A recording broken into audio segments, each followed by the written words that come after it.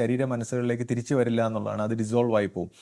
അപ്പോൾ ഇങ്ങനെ ഒരു ശിഷ്യൻ തിരിച്ചു വരുമ്പോൾ പിന്നെ ഈ ശിഷ്യൻ നമ്മൾ ഈ വിചാരിക്കുന്ന പോലെ ഈ ശരീര മനസ്സുകളുടെ ഉടമയല്ല, ആ സത്യത്തിൻ്റെ ഒരു റെപ്രസെൻറ്റേറ്റീവാണ്. ആ സത്യത്തിലേക്ക് പോയി വിലയം പ്രാപിച്ച തൻ്റെ ഭക്തന് ഗുരുവിൽ വരും പരമൈക്യം എന്നുള്ള രീതിയിൽ ആ ഗുരുവിനെ സാക്ഷാത്കരിച്ച ശിഷ്യൻ പിന്നെ ആ ഗുരുവിൻ്റെ പ്രകാശ രൂപമായിട്ട് ആന്തരികതയിൽ വർത്തിക്കുമ്പോഴും ശരീര മനസ്സുകൾ ഈ പറയുന്ന സാധാരണക്കാരെ പോലെ നമ്മുടെ കണ്ണുകളിൽ, അതായത് നമുക്ക് മനുഷ്യരാശിയുടെ ഒരു എക്സ്പീരിയൻസ് ആകുന്ന തലത്തിൽ വർത്തിക്കുന്നതാണ്.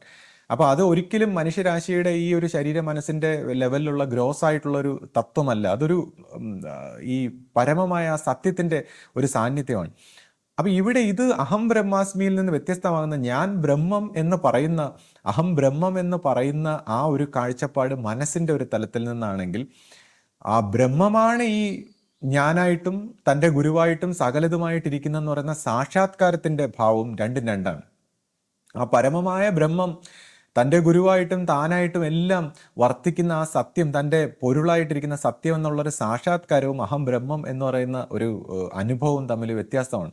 അപ്പോൾ ഈ ഒരു വ്യത്യാസം നമ്മൾ മനസ്സിലാക്കണം. നമ്മളെപ്പോഴും ഈ അതിമാനസ തേജസ്സായിട്ടുള്ള അതിനെയാണ് നമ്മൾ ഗുരുവായിട്ട്, ആ പരമസത്യമായിട്ട് നമ്മൾ സ്വീകരിക്കുന്നത്.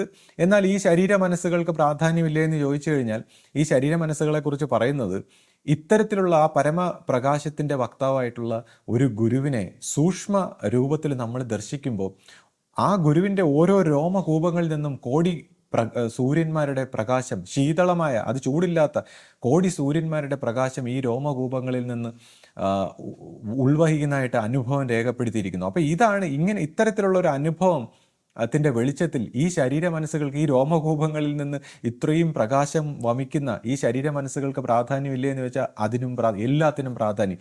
ഈ ഗുരുവിൻ്റെ, ഈ പരമമായ സത്യത്തിൻ്റെ ഒരു സാക്ഷാത്കാരത്തിലേക്ക് വരുന്ന ഗുരുവിൻ്റെ മാർഗത്തിൻ്റെ ഒരു വളരെ മിസ്റ്റിക്കലായിട്ടുള്ള ഒരു സീക്രട്ടാണിത്.